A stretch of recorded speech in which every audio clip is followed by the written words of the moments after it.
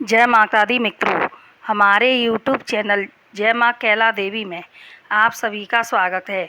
आज हम सुनेंगे हथिया आठें या हथिया अष्टमी की कहानी। यह हथिया अष्टमी आश्विन मास के कृष्ण पक्ष अष्टमी को आती है। इस दिन हाथी की पूजा की जाती है।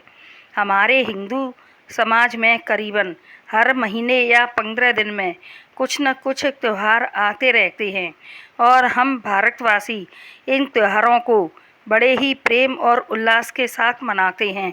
इन्हीं में से एक हथिया अष्टमी का त्यौहार भी है। इसकी पूजा करने के बाद कहानी भी सुनी जाती है। इसकी कहानी इस प्रकार है। कुंती और गांधारी दोनों दौरानी जेठानी थी। कुंती के 5 पुत्र थे और गांधी के 100 पुत्र थे। क्वार की अष्टमी आई तब गांधारी अपने पुत्रों से बोली कि बेटा, क्वार के महीने में हथिया अष्टमी आवेगी।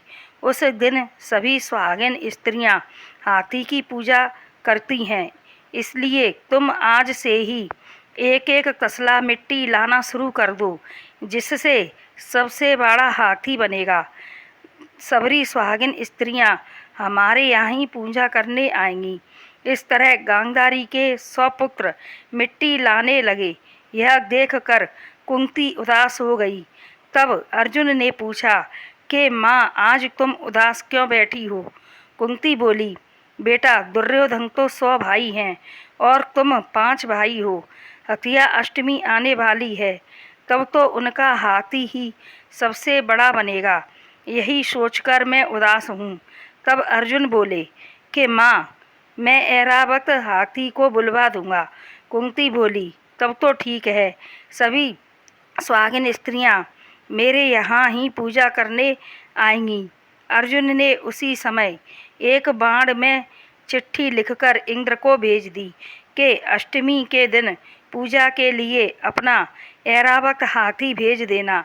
इंद्र ने पत्र लिख करके भेजा कि हाथी को उतारने के लिए सीढ़ियाँ तो बनाओ और रास्ता साफ करो। यह सुनकर अर्जुन ने एक बाण से पूरा जंगल साफ कर दिया और अपने कर्कश से इतने बाण चलाए कि स्वर्गलोक से धरती तक सीढ़ियाँ बन गईं। तब इंद्र से कहा कि अपना हाथी भेज दो। इंद्र ने बाण की नोक से ऐरावत हाथी भेज दिया। अब तो नगर की सभी सुहागिन स्त्रियां मिट्टी का हाथी छोड़कर ऐरावत हाथी की पूजा करने आईं। तब गांधारी ने सोचा, अगर मैं खिड़की से देखूंगी ऐरावत हाथी को तो सभी मेरी हंसी करेंगे। तब उसने नाली में मुँह निकालकर हाथी के दर्शन किए। उसी समय लक्ष्मी जी की कृपा से गांधारी को पातक लग गया और उसका मुँह सुगरिया का सा हो गया और धड़ स्त्री का रह गया। अब तो पूरे महल में सुगरिया का मुँह लेकर इधर उधर घूमे। सभी ने उसे दुत्कार कर भगा दिया। तब महल छोड़कर जंगल की तरफ भागी। वहाँ पर एक बाबा की कुटिया देखी और उन्हें अपनी दुख भरी कहानी सुनाई। तब तो बाबा ने बताया कि साल भर इसी भेष में रहना पड़ेगा। अगली साल हथिया अष्टमी आएगी, तब सुहागिन स्त्रियां पूजा करेंगी। तब तुम भी पूजा करना। कहानी को ध्यान से सुनना, सच्चे मन से हुंका देना। जो बायना देवे उसे बड़े प्रेम से खाना और माफ़ी मांगना। तब तुम्हारी पहले जैसी देह हो जाएगी। हथिया अष्टमी माता सबको खुशी रखना, सबको सुखी व निर्मल काया देना। कहानी के बाद 16 बार यह नीचे लिखी पंक्ति कहानी में बोलना है। अमैती गमैती बामन बरुआ, रानी कहती प्रजा सुनती, हमसे कहती तुमसे कहती, 12 गोल एक कहानी।